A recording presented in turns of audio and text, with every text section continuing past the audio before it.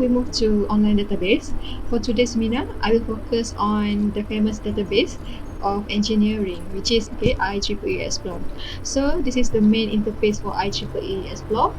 You can see here there is a box, which enable you to use the basic search. You can just put whatever you want, either keywords or the full phrase. And then you can see here there is advanced search. I will cover later after I show you the basic search. You have to remember, every single online database will have a different layout or different interface, but they will have the same function, which is they will provide you basic search and also advanced search. Okay, let's begin with the basic search. Let's say I want to search for nanotechnology in water and wastewater. So I just put everything and then I click search. Okay, you can see here on the left side the result showing the total, which is 23 of the result that covers on nanotechnology in water and wastewater. Okay, so from here you are actually can choose whatever you think that is suitable for your needs. Okay, you can browse through and scroll down until the end of the results. Okay, what I want to focus here is, you'll see on the left side, this one, the limitation button. This is very important because why?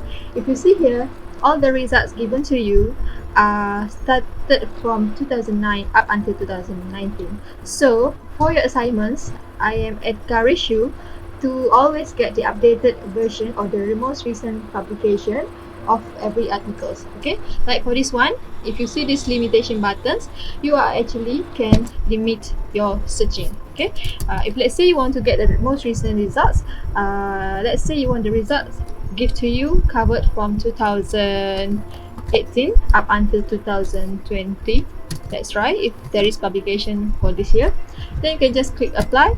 Okay, you can see from here, out of 23 results just now, you only get 3 results that related to nanotechnology in water and wastewater. There is very important button here, the limitation button here, which enables you to get the most recent publication. Okay, alright, and then out of these 3 articles, you are encouraged to click further. Let's take for example number 1. Okay, if you click further, you will see the abstract. Okay, what is the article is all about, and the date of publication, which is enables you to know either this publication is updated or up to date or not. If you think that this is related to you, you can straight away click this button PDF to download. If you see this print button, you can straight away print if you are connected to printer, and this one is you can download. Okay, and then you save. Beside this button is actually enables you to get APA citations. Okay, this is very important for you as a student to have it.